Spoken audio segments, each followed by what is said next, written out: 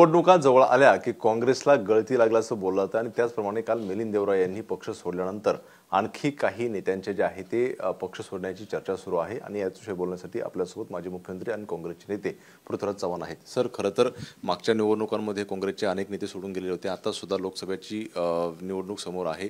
मिलिंद देवरा सारखे जे राहुल गांधींशी फार जवळचे आहेत असे अनेक नेते जे आहेत ते सोडणार आहे. आणखी काही नेते सोडतील अशी चर्चा सुरू आहे.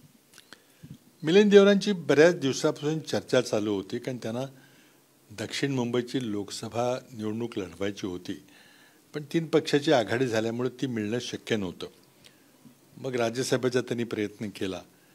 कसल्याही प्रकारे आपल्याला दिल्लीला जायचं आहे, संसदेमध्ये जायचं आहे हा विचार घेऊनच ते राजकारण करत होते.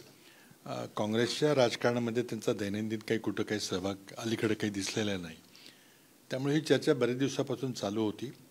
आता काहीतरी डील फायनल झाला असेल नसेल काय मला माहिती नाही, पण त्यांनी तो निर्णय घेतला होता. त्यांचा व्यक्तिगत निर्णय आहे.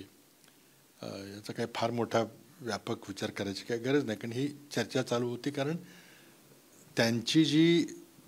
त्यांना असं वाटायचं की ती माझी हक्काची जागा आहे, ती मिळणं शक्य नव्हतं आघाडीच्या वाटपामध्ये, आणि त्या दिवसापासूनच हे अपेक्षित होतं. पण त्यांनी अशी काही चर्चा केली होती का मी पक्ष सोडतोय किंवा काय, अशी काँग्रेसच्या नेत्यांना माहिती होती? कारण शेवटच्या क्षणापर्यंत जागा वाटपामध्ये त्यांचा सहभाग पाहायला मिळाला होता. जागा वाटपामध्ये नव्हतं ते. माजी मंत्री या नात्यानं, माजी खासदार या नात्यानं एक महत्त्वाचे नेते होते. मुंबई प्रदेशचे माजी अध्यक्ष या नात्यानं ते चर्चेमध्ये थोडे प्रत्यक्ष असायचे, पण पक्षाच्या कामामध्ये त्यांचा काही फार मोठा सहभाग कधी दिसला नव्हता. कधीतरी एखाद्या कार्यक्रमाला ते येत असत. पण शेवटी काही जरी चर्चा झाली तरी अमुक व्यक्ती पक्ष सोडून जाईल असं अपेक्षित धरून आपल्याला काही काम करता येत नाही. त्याचा निर्णय त्याला जेव्हा घ्यायचा असेल तो घेईल, आणि म्हणूनच जोपर्यंत पक्षात आहेत तोपर्यंत ते पक्षाचे कार्यकर्ते आहेत असं म्हणूनच काम करावं लागतं. तर आता काही कुणी पक्ष सोडून गेला तर नुकसान तर होतच होतं. आता किती होईल काय होईल ते मुंबई काँग्रेसचे नेते ठरवतील. पण त्यांच्यासोबत आणखी काही त्यांचे समर्थक सुद्धा पक्ष सोडण्याच्या तयारीमध्ये आहे अशी चर्चा सुरू आहे. काय नेमकं याबद्दल? ज्यांना जायचे होते ते 3-4 मंडळी माजी नगरसेवकवर गेलेले आहेत. आता ते कसे तिथे ॲडजस्ट होत आहेत, त्यांना काय प्रॉमिस केलेलं आहे. 2च गोष्टीमुळे सत्तांतर होतं. एक तर ईडीच्या भीतीमुळे होतं किंवा काही पद मिळण्याच्या भीतीने होतं. आता इथं काय मला काय माहिती नाही, परंतु हे सगळं सरकार आणि हे सगळं बहुमत हे पक्षांतर करून झालेलं आहे. मग शिवसेनेतलं एकनाथ शिंदेंचं पक्षांतर पाहिलं, अजित पवारांचं पाहिलं, आता एक काँग्रेसमध्ये छोटे करून अफवा सोडायचा प्रयत्न चाललेला आहे, भीती दाखवायचा प्रयत्न चालला आहे. स्वतः मुख्यमंत्री म्हटले की ये तो अभी ट्रेलर है, पिक्चर तो अभी बाकी है. तर बघू काय होतं ते. पण त्याला सुरुवात झाली का? म्हणजे मिलिंद देवरा हे पहिले त्यातले. सुरुवात काय केला का मुहूर्त काय लागत नाही. त्यांना जेव्हा डील होतं तेव्हा ते जातात, किंवा ज्यांच्याकडे ईडीची कारवाई थांबते तेव्हा ते जातात. त्यामुळे काँग्रेसचे वरिष्ठ नेते असतील किंवा पक्षश्रेष्ठी कुठं कमी पडतात की सगळ्यांची समजूत काढण्यासाठी किमान चर्चा झाली असती तर पक्ष सोडायला तर थांबले असते? समजूत काढायचा यात प्रश्न नव्हता. कारण इथं जागा वाटपाचा जे सूत्र फॉर्म्युला होता की जर शिवसेनेने 2 वेळाला ती जागा जिंकली होती, त्यामध्ये मिलिंद देवरांचा पराभव झाला होता, आणि त्यामुळं अरविंद सावंत हे शिवसेनेमध्येच, उद्धव ठाकरेंच्या शिवसेनेमध्येच आहेच. तर त्यांना सांगणं की तुम्ही ही जागा सोडा आमच्याकरता हे व्यावहारिक नव्हतं. त्यामुळं कमी पडायचा काही प्रश्न नव्हता. ही गणित काही कोणी सोडवू शकणार नव्हतं. मग त्यांना पर्याय राज्यसभा द्या किंवा आणखी काहीतरी मोठं पद द्या. तर मध्यंतरी त्यांची समजूत काढण्याकरता त्यांना जॉईंट ट्रेझरर दिल्लीमध्ये केलं होतं, पण त्याचं त्यांनी समाधान झालेलं दिसत नाही. कुठेतरी हा राहुल गांधींना धक्का म्हणायचा का? कारण राहुल गांधींच्या जवळचे लोक कुठेतरी काँग्रेस सोडून बाहेर पडताना पाहायला मिळत आहेत. बिलकुल नाही आहे. काही 2-4 माणसं गेली तर 10-15 आली सुद्धा. आता आंध्रमध्ये किती आली, कुठं काय आली, ती येतात सुद्धा. शेवटी कसं आहे की एक तर वातावरण झालं की मोदी जात आहेत किंवा सत्तांतर होईल तेव्हा तुम्हाला खूप अनेक बदल झालेले दिसतील. अचानक कोण कुठं उभं राहील सांगता येत नाही. एक काय परसेप्शनचा भाग असतो. आणि आता वातावरण बदलतं आहे. कसं झालं की तुम्ही जर लोकसभा निवडणुकीपुढे एक लक्ष टाकलं तर 2014मध्ये आर्थिक विषय, अच्छे दिन आएंगे, 15 लाख लाएंगे, 2 करोड नोकरियां देंगे, किसान का आमदनी डबल करेंगे, सगळं आर्थिक विषय होता. ते सगळं मोदींनी मिसहँडल केलं आणि ते फसलं सगळं. त्यातलं काही पूर्ण झालं नाही. 2019ला त्यांनी राष्ट्रीय सुरक्षा 56 इंच छाती, घर में आके मारा वगैरे हे सगळं केलं. त्यामुळं तिथं त्याला ते फायदा मिळाला नाही असं नाही. 5-6% मतं वाढली बालाकोटमुळं. पण नंतर चीन झालं. चीन येऊन लाल आख वगैरे सगळं आपण ऐकलं. पण चीन येऊन तुमचे जमिनीवर कब्जा केला आहे कित्येक स्क्वेअर किलोमीटरवर. 20 आपले जवान मारले गेले आणि मोदी म्हणतात की कोणी आलेलंच नाही आहे.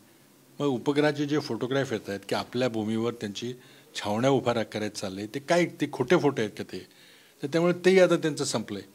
आणि त्यामुळे पाकिस्तानला आता फार हे करायचं काही नाही. पाकिस्तानचा आतंकवाद चालूच आहे, तिथं काही झालं नाही. मणिपूरसारख्या ठिकाणी झालेलं आहे. त्यामुळं राष्ट्रीय सुरक्षेचंही त्यांचं कार्ड फेल गेलं. आता त्यांनी राम मंदिराचं कार्ड काढलेलं आहे. पण मला असं वाटतं आहे की ज्या लोकांनी भाजपला मतं दिली तीच माणसं आज उत्सव साजरा करतायत, तेच माणसं घरोघरी जात आहेत, अक्षता वाटत आहेत, तीच माणसं आहेत.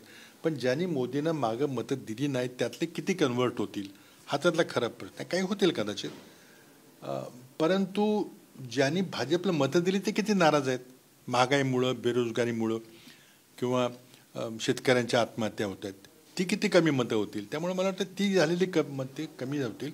त्यातली काही थोडीशी वाढली तर वाढतील, ते सुद्धा काही महिलांची वगैरे वाढतील. पण हा काही पोटापाण्याचा प्रश्न नाही आहे. आणि त्यामध्ये मग इतकी मोठी कॉन्ट्रोवर्सी झालेली आहे राम मंदिराकडे जर आपण आलो तर.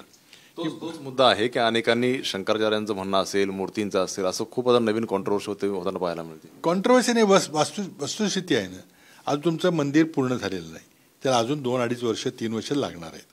अर्धवट मंदिरामध्ये तुम्ही एक नवीन मूर्ती आणून प्राण प्रतिष्ठा करता. ज्या मुळातल्या जुन्या ऐतिहासिक मूर्ती आहेत ज्यांची राजीव गांधींनी कुलपं उघडली आणि त्या रामलल्लाची पूजा करायला परवानगी दिली, तो रामलल्लाची मुलगी कुठं गायब झाली ती मूर्ती? कोणी ह्याचं उत्तर देणार आहे का नाही? आणि मग तुम्ही धर्मगुरूला बोलवलं नाही, 4 शंकराचार्य नाराज आहेत आणि तुम्ही फक्त राजकीय कारणाकरता लोकसभेच्या निवडणुकीच्या आचारसंहितेच्या आधी तुम्हाला हा मुहूर्त साठायचा आहे. तुम्ही रामनवमीला काही महत्त्व देत नाही. म्हणजे उघड हे राजकारणाकरता चाललेलं आहे. लोकांना कळतं, एवढे काही लोक दूध खोळे नाहीत. दुसरा प्रश्न आहे जागा वाटपाचा. कारण लोकसभा निवडणूक जवळ चाललेली आहे. इंडिया असेल किंवा महाविकास आघाडी असेल, यातले जागा वाटपाचा जो आहे तो अंतिम निर्णय होताना पाहायला मिळत नाहीये. प्रकाश आंबेडकर तुमच्या सोबत आहेत की नाही हे सुद्धा स्पष्ट होत नाही. काय नेमकं चालू आहे? हे बघा, आमची भूमिका स्पष्ट आहे. महाराष्ट्रातले 3 मोठे पक्ष सोडल्यानंतर जे काही लहान पक्ष आहेत ते आमच्या दृष्टीने अतिशय महत्त्वाचे आहेत. प्रकाश आंबेडकरांनी त्यांचा बहुजन विकास आघाडी जी आघाडी त्यांची जी आहे त्यांनी आमच्यासोबत असलं पाहिजे, मोदींचा पराभव केला पाहिजे आणि बाबासाहेब आंबेडकरांचं संविधान वाचवलं पाहिजे, अशी आमची भूमिका आहे. आणि त्यांनी जी काही व्यावहारिक मागणी केली ती मान्य केली पाहिजे असं माझे म्हणणे. पण त्यामध्ये आता काय झालं, मोदींचा फक्त एकच प्रयत्न आहे की इंडिया आघाडीला जर छेद द्यायचा असेल तर जास्तीत जास्त पक्षांनी उभं राहिलं पाहिजे आणि विरोधकांच्या मताचं विभाजन केलं पाहिजे.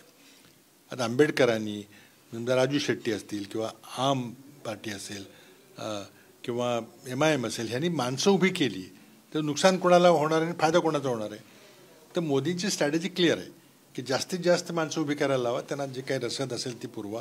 पण त्यामध्ये BRS असेल हे असतील. तुम्हाला असं म्हणायचं आहे का की भाजपच्या आणि मोदींच्या जे काही स्ट्रॅटेजी आहे त्याच्यावरती प्रकाश आंबेडकर आणि इतर पक्ष चालू आहेत? पण त्यांच्या डोक्यात काय ती मला काही आज जाऊन काही पाहता येणार नाही. पण जे घडतंय किंवा गेल्या 2019च्या निवडणुकीला त्यांच्या वंचित आघाडीमुळं आमचे 9 काँग्रेस आणि राष्ट्रवादीचे खासदार पडले आणि 9 भाजपचे अधिक खासदार निवडून आले, हे वास्तव आहे. त्यामुळे हे आंबेडकरांचे जे खूप असंख्य चाहते आहेत, जे आंबेडकर नावाची पूजा करतात, त्यांना माहिती आहे की जर आज जास्तीत जास्त माणसं उभी राहिली, काही तुम्ही कारण सांगा, काही सांगता येते की आम्हाला इतक्या जागा पाहिजेत, तितक्या जागा पाहिजेत, पण ते फायदा मोदींना होणार आहे. आताही तो प्रयत्न दिसतो तुम्हाला? आता जर झालं नाही तर तोच प्रयत्न यशस्वी झाला असं म्हणावं लागेल. पण मला शेवटपर्यंत आशा आहे की प्रकाश आंबेडकर आमच्याबरोबर येतील. त्यांच्याकडे आज आंबेडकर नाव आहे जे देशात दुसऱ्या कोणाकडेही नाही आहे. आज देशामध्ये तसा मोठा टॉल दलित लीडर कोणी नाही आहे, ते देशाचे नेते होऊ शकतात. पण आज त्यांनी हे जर थोडंसं ॲडजस्टमेंटचं राजकारण जर केलं. प्रकाश आंबेडकरांचं म्हणणं आहे की मला इंडिया आघाडीमध्ये यायचं आहे, पण मला कोणी बोलवत नाही आणि जागा वाटपामध्ये मला सहभागी करून घेत नाही, तर मी मान्य कसं करायचं? हे पहा, आता तिथं काय चाललंय मला माहिती नाही, पण साधी गोष्ट आहे, प्रकाश आंबेडकर सगळ्यांना ओळखतात. त्यांनी स्वतः आज इंडिया आघाडीचे प्रमुख खडगे असतील, त्यांना 2 मिनिटं जाऊन भेटून किंवा पत्र लिहून स्वतः त्यांनी एक पत्र लिहिलं आहे, कुठल्या तरी प्रवक्त्याच्या नावाने पत्र लिहिलं आहे. हा अपमान आहे खडगेंचा. पण समजा त्यांनी जर जाऊन भेटले आणि मला यायचं म्हटलं तर कोण नाही म्हणणार आहे. आमचं काय त्यांचं काही हे आहे का काय, स्वतः स्वभाव मला करायचं आहे का. पण आले पाहिजेत ना. पण ते बाजू न करतात मग मध्ये स्टेटमेंट देतात की आम्हाला 30 जागा लढवणार, आम्हाला 12 जागा पाहिजेत. व्यावहारिक राहिलं पाहिजे. तुमची मताची टक्केवारी किती आहे, काय किती आहे आणि निवडून येण्याची शक्यता किती आहे. शेवटी आपली ही फर्स्ट पास द पोस्ट आहे. एक मत जरी जास्त पडलं तरी तो माणूस निवडून येतो, त्याला मग 10% मतं पडली तरी चालतात. ही जी पद्धत आहे त्यामध्ये तुम्हाला व्यावहारिकपणे विचार केला पाहिजे. तुम्ही मोदींना मदत जर प्रत्यक्षपणे तुमच्यामुळे जर होणार असेल तर त्यामध्ये मग उद्या जर मोदींनी जर आंबेडकरांचं संविधान बंद करून टाकलं तर त्याला जबाबदार कोण असणार आहे. नाही, पण ही सगळी कोंडी फोडण्यासाठी काँग्रेस सुद्धा एक पाऊल पुढे येताना पाहायला मिळत नाही आणि प्रकाश आंबेडकर सुद्धा पाहायला मिळत नाहीत. कुठेतरी काँग्रेसची 3 पक्षाच्या बरोबर आघाडीची चर्चा चालू आहे. मी आमच्या जेव्हा बैठका झाल्या दिल्लीला तर मी सांगितलं की सगळ्या पक्षांची आपण बोललं पाहिजे. मग संभाजीराजे असतील, मग राजू शेट्टी असतील, मग प्रकाश आंबेडकर असतील, सगळ्यांशी बोललं पाहिजे. समाजवादी पार्टी आहे, कम्युनिस्ट पार्टी आहे आणि सगळ्यांना बरोबर घेतलं पाहिजे. त्यांना सन्मानानं वागवलं पाहिजे आणि त्यामध्ये व्यावहारिक मागण्या ज्या असतील त्या मान्य केल्या पाहिजे. त्यांच्याकडे एखादा चांगला उमेदवार असला आमच्यापेक्षा तर मान्य केला पाहिजे. याच्यावरती नेतृत्व निर्णय घेत नाही का. नाही, चालू आहे. तर ते प्रक्रिया काय दिलेलं चालेल मला काय माहीत नाही. मी त्या अंतिम चर्चेमध्ये मी नाही आहे. पण दुसरीकडनं असं पाहायला मिळते की काँग्रेस असेल, शिवसेना असेल किंवा राष्ट्रवादी हे सांगतात की आमच्यासोबत प्रकाश आंबेडकर येणं अपेक्षित आहे. पण प्रकाश आंबेडकर म्हणतात की स्वतः मला कोणी बोलवत नाही किंवा माझ्याशी कुठल्याच चर्चा होत नाही, मला साईडला ठेवून जागा वाटपाची चर्चा सुरू झालेली यांची. हे पहा, असं आहे की आंबेडकरांची आणि शिवसेनेची महाराष्ट्रामध्ये आघाडी सदृश्य काहीतरी चर्चा चालू आहे. आता ते त्यामुळं वंचित आघाडीच्या वतीनं शिवसेना आम्हाला जे सांगेल ते मान्य होईल आम्हाला. आता त्यांना जर इंडिया आघाडीमध्ये यायचं असेल तर त्यांनी इंडिया आघाडीच्या नेतृत्वाशी संपर्क साधला पाहिजे. काँग्रेसकडनं काही प्रयत्न केले जातात. नाही, आमच्या आता कुठल्या पातळीवर संपर्क चालू आहेत मला वाटतं त्या योग्य पातळीवर संपर्क चालू आहेत.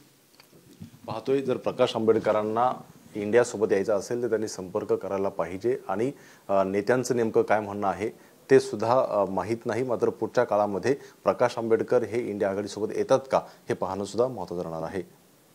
राजू सोनवणे, एबीपी माझा, मुंबई. एबीपी माझा, उघडा डोळे बघा नीट.